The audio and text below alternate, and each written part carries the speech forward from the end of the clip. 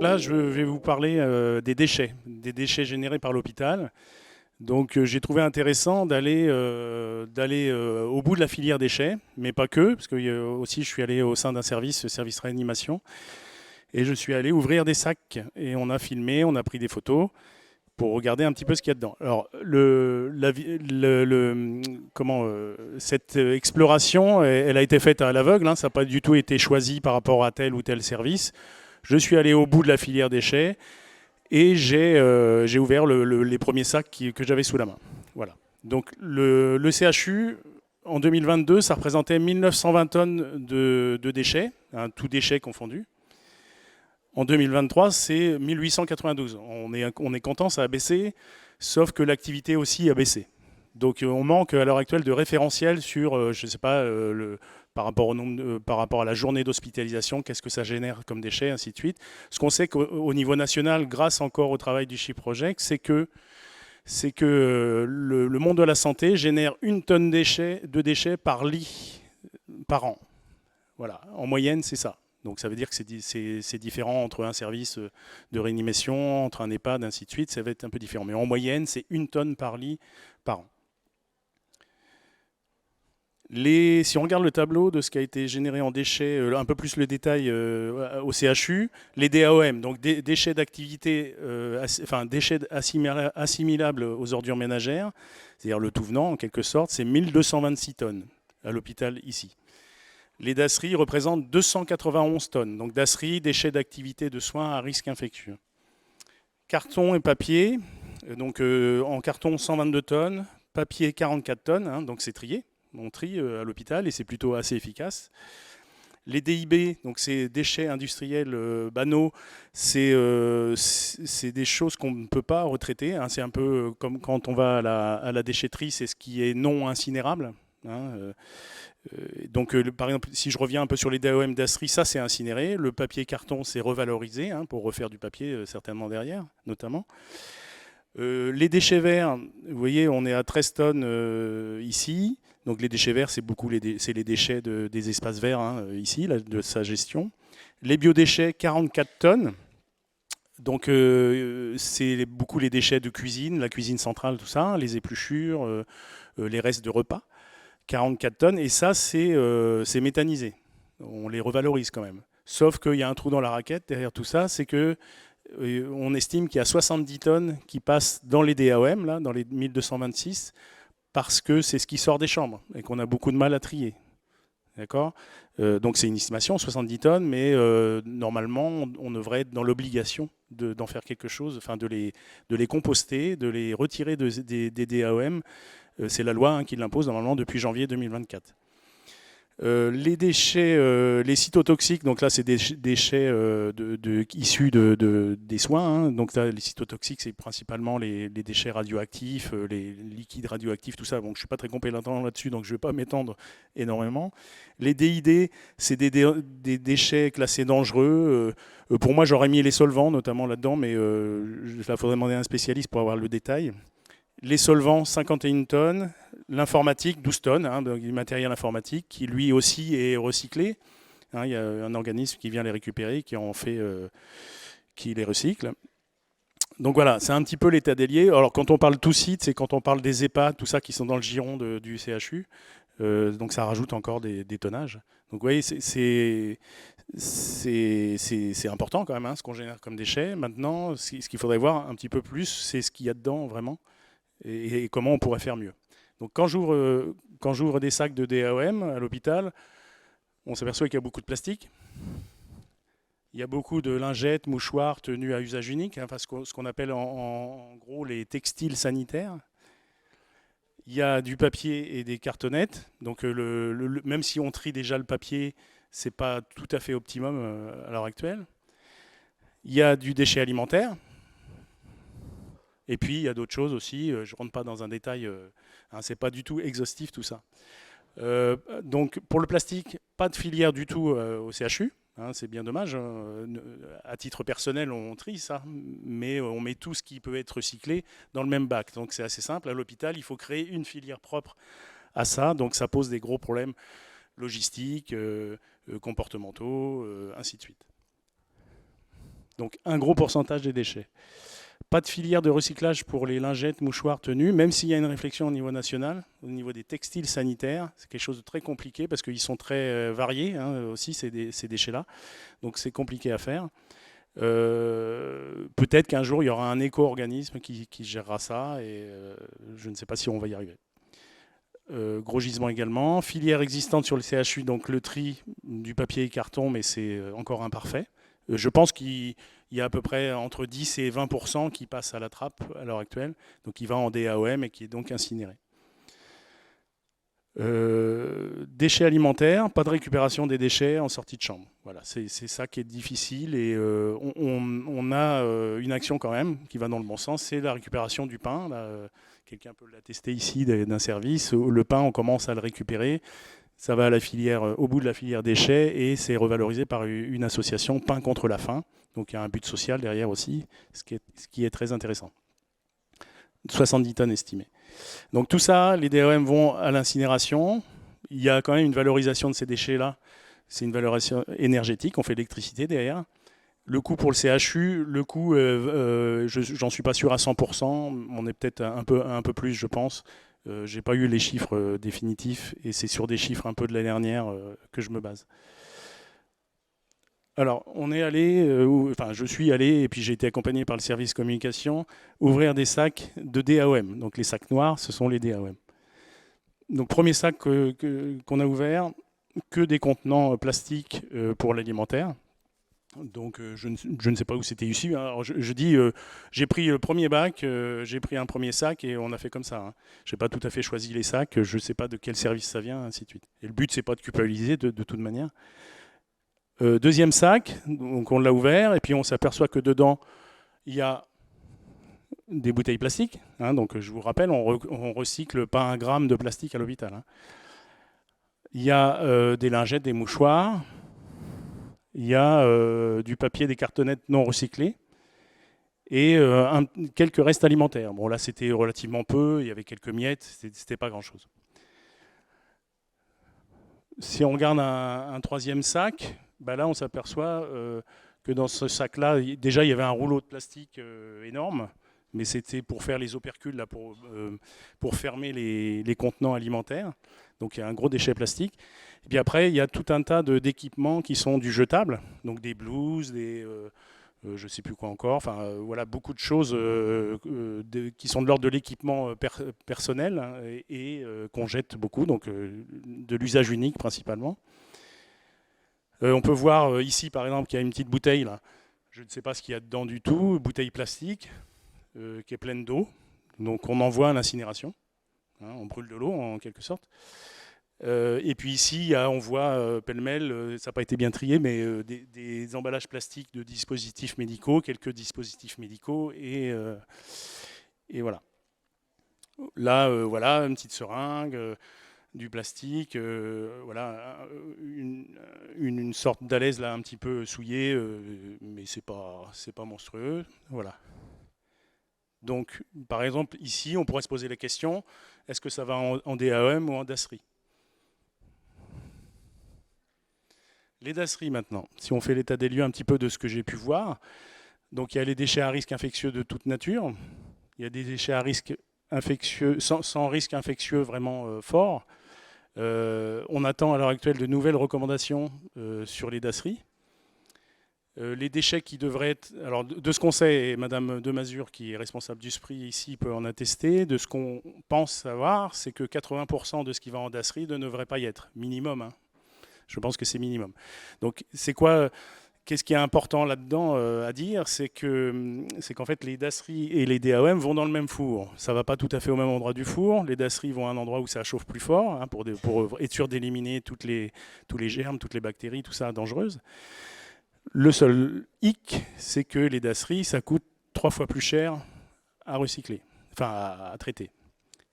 Pour une simple raison, c'est qu'on l'extrait de la filière classique des déchets et qu'on doit désinfecter les bacs et que les gens qui s'en occupent derrière doivent se protéger bien plus, ainsi de suite.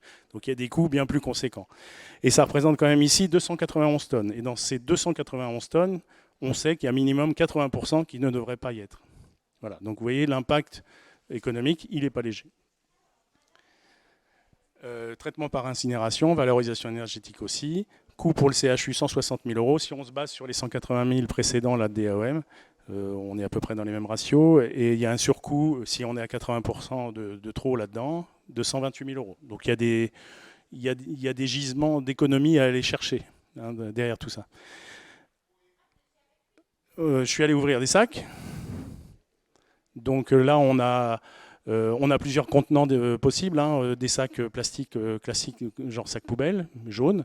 Et puis on a des bacs rigides pour tout ce qui est piquant, tranchant, coupant, hein, qui peut être dangereux, si jamais ça nous pique, par exemple. Et puis, donc ce sac-là qu'on vient d'ouvrir, ben dedans, on s'aperçoit qu'il n'y a que du plastique. Que du plastique qui apparemment n'est pas du tout souillé. Donc voilà, pour moi, ça n'a rien à y faire. On a des gants, on a des emballages de dispositifs médicaux, on a quelques mouchoirs peut-être, un peu de papier. Voilà, ça aussi, a priori, Madame de Mazure pourra le confirmer, j'espère. Ces deux choses-là qu'on voit là n'ont rien à faire dans la dasserie. Donc là, c'est les différents contenants qu'on a. Là, on a des contenants rigides, des plus grosses boîtes. Donc voilà, ça en passe. Donc ça fait partie des recommandations nouvelles, mais je ne sais pas si c'est si nouveau que ça, mais en tout cas, on attend vraiment les nouvelles vraiment définitives. Et on s'aperçoit que, si je passe au second, il y a beaucoup de choses que les personnels soignants mettent dans les dasseries, alors que ça ne devrait pas y aller du tout. Par exemple, si on parle d'abaisse-langue, de bandelettes de mesure, de change, de protection gynécologique, de fil de suture, de mèche, coton, compresse, ainsi de suite, même souillé, il faut vraiment que ça soit dégoulinant de sang, par exemple, pour que ça aille en dasserie. Donc il y a des enjeux de formation derrière tout ça pour les soignants. Alors je ne suis pas du tout le spécialiste. Je peux peut-être laisser la parole à ce sujet-là à Madame de Mazure, si elle veut bien. Donc docteur de Mazure, responsable du SPRI. Pardon, merci. Oui, je voulais juste préciser, on a une spécificité au CHU qu'on n'a pas peut-être dans les autres bien le régions. micro. Pardon, je vais remonter. C'est tout un métier. Hein. Oui, la spécificité du CHU d'Orléans, c'est que nos déchets intégralement vont à l'incinération. Dans toute la région, les hôpitaux n'ont pas cette chance potentielle, puisqu'il y a des AOM qui sont enfouis, ce qui limite un peu les capacités parfois de tri au niveau des services. Alors nous, il est vrai que la vraie définition d'un déchet d'activité de soins à risque infectieux, si vous pouvez remettre votre diapo d'avant. Depuis le début, normalement, ça comporte les produits sanguins labiles, donc tout ce qui est poche de sang, les piquants tranchants. Ça comporte également les déchets anatomiques et tout ce qui est contaminé par un agent infectieux. Depuis le début que cette définition a été créée, il y a eu aussi la notion de psychologique du soin. Et donc tout ce qui sortait de la chambre d'un patient, donc ce qu'on appelle maintenant les EPI, hein, les gants, le tablier, les surblouses, était considéré comme souillé potentiellement et allait dans les sacs jaunes. Il y a déjà eu une première évolution où on a déjà fait comprendre au personnel que ça n'avait pas de sens. Et là, les recommandations qui doivent sortir, mais qu'on attend toujours, sont très light par rapport aux déchets des sacs jaunes. Ne devrait y être aujourd'hui un peu, ce qui est inscrit là, c'est les germes infectieux de niveau 3 ou 4, donc c'est ceux qui sont hyper contaminants et qui a une nécessité d'isoler parce qu'on peut, infecter les personnes qui les manipulent. On reprend bien entendu le produit sanguin, les piquants tranchants et les déchets anatomiques, mais qui ont une filière à part. Et tous ces dispositifs qui maintenant sont assez hermétiques, eh bien, lorsqu'on est sûr qu'ils ne vont pas s'écouler, doivent aller maintenant dans les DAOM. C'est un travail qui a déjà été commencé à faire avec notre prestataire, pour lui expliquer qu'on va avoir de plus en plus de produits sortant de l'hôpital qui sont des éléments de soins et qui vont apparaître dans les DAOM. Et puis juste pour vous dire par rapport à tout à l'heure, on a commencé un travail, et c'est pour ça qu'on en parlait avec Madame Brivet, il faudra peut-être qu'on le mette avec vous, un travail sur le recyclage de tout ce qui est emballage plastique qu'on voit même au niveau des déchets des AOM qui sont trop importants, et pour justement essayer de faire une filière spécifique. Bon, ça entraînera également d'autres éléments d'achat, mais pour encore diminuer. Ça, les déchets de soins à risque infectieux, normalement, si tout le monde travaille bien, ça devrait être, je dirais pas peanuts, mais quasiment plus rien au sein de notre établissement. Voilà. Merci. Alors peut-être vous pouvez rester là pour commenter. Alors attendez, j'ai dû faire un autre sac, je ne sais plus où j'en suis. Attendez, je reviens. Non, je croyais que j'avais ouvert un autre sac. Ah non, mais je l'ai fait avec la réanimation. Attendez, peut-être que c'est plus loin. Ah non. Je vous rappellerai si j'ai besoin. Merci. Donc là, je fais un petit focus sur les papiers. Donc là, les dasseries, c'est un gros point important. Je pense qu'on a un bon levier d'action pour baisser notre impact et faire des économies aussi. Les papiers. Donc au CHU, il y a un bon tri de papier, mais on voit qu'il y a des loupés quand même. Là, c'est le premier bac que j'ouvre. Qu'est-ce qu'on trouve dedans? Des bouteilles plastiques, hein, ce qui est difficile à recycler en papier. Hein. Et puis Haribo. Alors je ne sais pas si c'est beau la vie, mais là c'est pas très bon. Hein. Donc ça veut dire qu'il y a à sensibiliser les personnels. On parlait tout à l'heure des freins au changement. Voilà, on est pile là-dedans. On voit que ça doit être un bac qui vient de la pharmacie, j'imagine. On a beaucoup de cartonnettes de boîtes de médicaments. Et il y a un autre gros sujet là-dessus, ce sont les notices. Hein, est-ce qu'un hôpital a besoin d'avoir les notices qui sont en papier dans les cartonnettes de médicaments? Hein, donc, je pense que ça représente des tonnes à la fin de l'année. Je sais qu'il y a une réflexion là-dessus, hein, de la part de Mme Hermelin et Mme Lefrançois au niveau de la pharmacie ici. Mais je ne sais pas si c'est très évident. Donc il faut discuter avec les fournisseurs, enfin avec les labos. Alors, ça, c'est ce qu'on peut mettre dans notre tri de papier à l'heure actuelle. Hein, donc on voit les boîtes de médicaments, les notices de médicaments, les feuilles un peu de toute nature, les enveloppes à fenêtre, même si c'est pas idéal, mais on peut quand même les mettre, les sous-chemises souples, les enveloppes simples interservices, et puis derrière, il y a ce qu'on n'a pas le droit de mettre. Donc, je ne vais pas vous faire le détail, mais ça fonctionne assez bien, mais il faut un petit peu réactiver de temps en temps, remettre à disposition les bons bacs, ainsi de suite, pour que ça se fasse bien. Je pense qu'on a des problèmes de visualisation vraiment claire dans tous les bureaux, et c'est compliqué parce qu'il y en a beaucoup de bureaux, pour que ça soit vraiment très très efficace. Hein. Si je fais un saut un peu comme ça, ponctuel dans un bureau, je suis sûr qu'il y a des loupés sur ça. On va dans la corbeille du bureau, on va voir du papier et c'est pas au bon endroit. Hein. Alors, nous sommes allés au service réanimation. Docteur Matonnet, vous voudriez commenter un petit peu ça? Non, pas du tout. D'accord. Donc elle ne doit pas en être très fière, je pense. Donc ici, on a ouvert des DAOM dans ce service et on voit, donc ça c'est le sac qu'on a pris, hein, pareil, sans le choisir vraiment. Hein. Et donc on voit que dans ce sac, il y avait une douzaine de petits sacs plastiques, de sacs poubelles. Donc c'est un sac à sac en fait, hein, déjà. Et puis là, on étale un peu tout ça et puis on le trie. Donc si on regarde en détail ce qu'il y a dedans, on voit qu'on a des gants, on a des masques, on a des tabliers plastiques, enfin des sur-tabliers, c'est ça qu'on met au-dessus des blouses. On a des emballages plastiques qui servaient à l'alimentaire. On a des bouteilles d'eau. Alors pareil, ce qui est intéressant, je ne dis pas le prénom là qui a marqué, mais celui-là, il faudrait aller chercher. La bouteille d'eau était à moitié pleine ou à moitié vide, comme vous voulez. Donc pareil, l'hôpital, il paye au poids hein, les déchets. Hein. Donc ça serait bien dans le vélo déjà. On a encore des emballages plastiques liés à l'alimentaire. Là, oui, il y a des bonbons. Hein. Ici, ça, c'est des bandelettes qui ressemblent un peu à de l'alu, mais qui ne doivent pas en être. C'est sur des sachets plastiques qui vont au labo. Voilà. Là, on a quelques dispositifs médicaux, quelques notices, mais ça, c'est plastifié, donc ça ne peut pas aller en papier. Et puis, on a beaucoup de lingettes, de mouchoirs, que sais-je encore, là-dedans. Un petit peu de déchets alimentaires quand même. Et puis du papier qui n'est pas recyclé, qui est pas allé au bon endroit. Donc, poids du plastique dans tout ça, 2,4 kg. Donc tout ça, c'est du plastique, hein, c'est issu de la pétrochimie, hein, du pétrole. Et le poids total de la poubelle, 5,5 kg. Donc c'est à peu près à la moitié en poids pour la poubelle, qui est du plastique.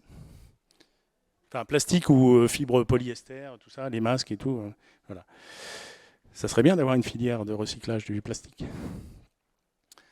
Donc là, c'est les dasseries qu'on explore. Donc les dasseries, premier, ce sac-là là, que j'ouvre et qu'on étale, qu'on trie. Donc ici, est-ce que ça, Madame de Mazure, ça devrait y aller dans les dasseries?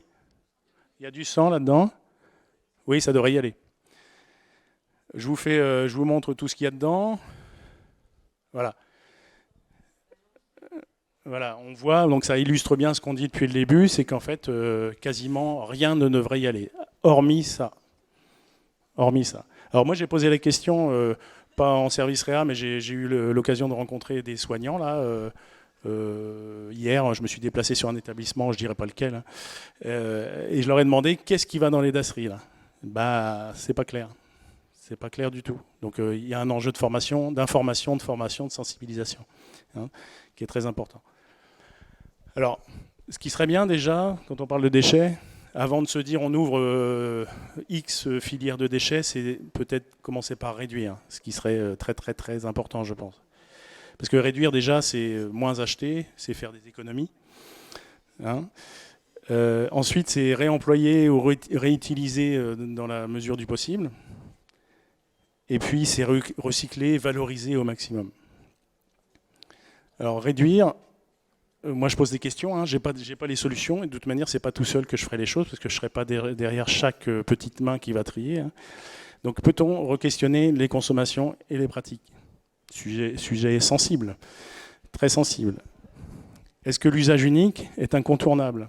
Hein, on est rentré dans l'ère de l'usage unique, et on ne se pose plus la question. Je veux dire, je pense que vous êtes tous d'un certain âge. Si on prend, quand même, sans être vieux, hein, dans notre jeunesse, on utilisait des mouchoirs en tissu, par exemple. Voilà. On utilise tous des Kleenex maintenant. Hein. Alors je dis pas qu'il faut forcément revenir en arrière et qu'on revienne au Moyen-Âge. Alors ça dégoûte maintenant des jeunes, hein, quand on parle de ça. Hein. C'est de l'idée d'avoir un mouchoir dont on s'est servi dans la poche. Bon.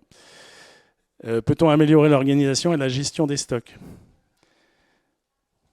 Je ne fais que poser des questions maintenant. Vous avez peut-être les réponses, vous aurez peut-être des réponses à m'apporter tout à l'heure. Réemployer ou réutiliser, y a-t-il un questionnement systématique sur le réemploi d'équipements? Voilà, il y a des CHU par exemple, qui ont mis en place ce qu'ils appellent le bon coin de l'hôpital, où ils automatisent un petit peu le système en disant j'ai un lit ou une armoire qui ne me sert plus dans le service, je l'identifie et c'est comme sur le bon coin, je le mets sur le réseau et les autres personnes de cet établissement peuvent voir qu'il y a cet équipement-là et s'en saisir. Par quels moyens les professionnels peuvent savoir si un équipement est réutilisable et stocké? Bon, c'est ce que je venais de dire. Recycler. Peut-on optimiser le tri pour les filières existantes au CHU? Donc je pense que ça, c'est un gros axe à faire. Sur le plastique, c'est en réflexion. Mais il y avait des vrais enjeux logistiques, architecturaux, de comportement. Donc il y a un gros travail de fond à faire. Peut-on ouvrir des filières de tri, plastique et biodéchets, par exemple? Voilà. Alors, les défis, c'est quoi? On a des DAEM, on a des dasseries. On voit déjà, je vous parlais tout à l'heure, qu'il y a 80% qui ne devraient pas y aller. Donc réduire en questionnant les pratiques, les comportements, les fournisseurs, les usagers. Hein. Il n'y a pas que les comportements. Il faut voir comment on achète, ce que on vous propose, que vous proposent les commerciaux. Donc il y a aussi les marchés publics derrière, hein, qui imposent un petit peu leurs conditions et qui ne sont pas faciles à faire bouger. Mais il y a de plus en plus de critères, je dirais, environnementaux qui arrivent dans les marchés quand même si c'est un peu timide pour l'instant. Recycler mieux, donc les DOM, ça serait bien encore de les réduire en recyclant mieux, donc créer une filière plastique, je dirais dans les urgences, hein, pour moi, créer une filière déchets alimentaires, créer une filière verre médical. Verre médical, c'est un vrai souci, Le verre, c'est recyclable normalement, sauf qu'il n'y a pas de filière en France pour du verre médical.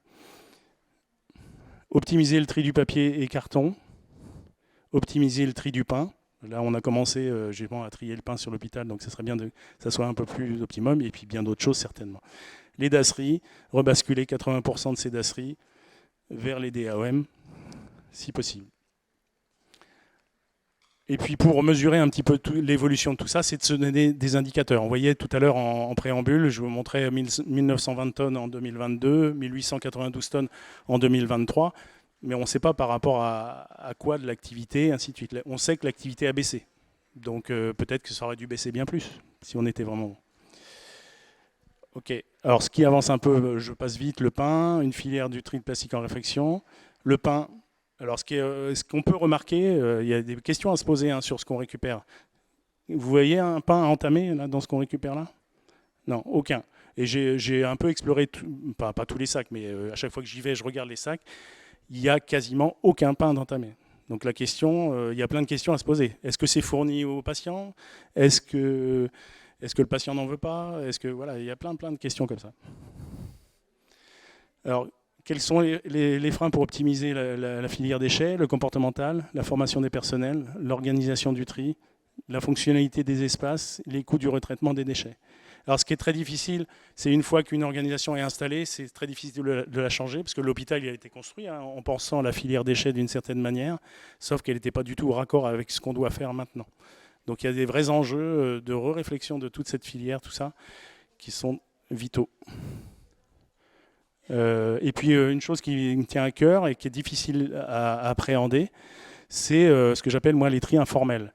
Il y a des actions, il y a des gens, il y a plein de gens qui sont sensibles à l'environnement partout dans l'hôpital et dans toutes les organisations, ça j'en suis convaincu. Et il y en a qui font des petites actions de leur côté. Ça peut être du tri de crayons, ça peut être les bouchons, ça peut être les capsules de café en alu.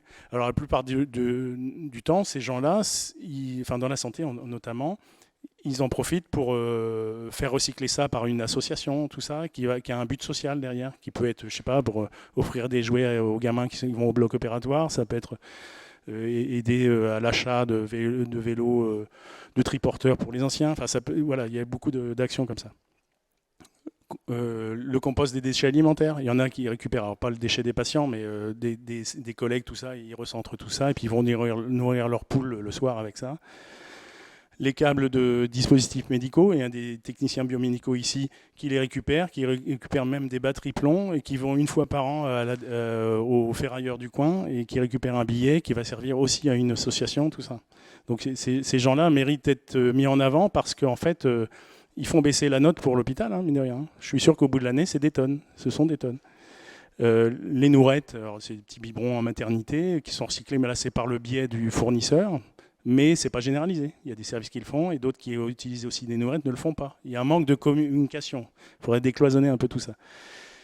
Des vieilles radios, le Lions Club qui a cette opération-là, des pièces d'EDM en inox. L'inox, on le jette, alors que ça peut être valorisable. Les bouteilles en plastique, il y en a qui le récupèrent aussi, et ainsi de suite. Voilà. Donc ça peut être...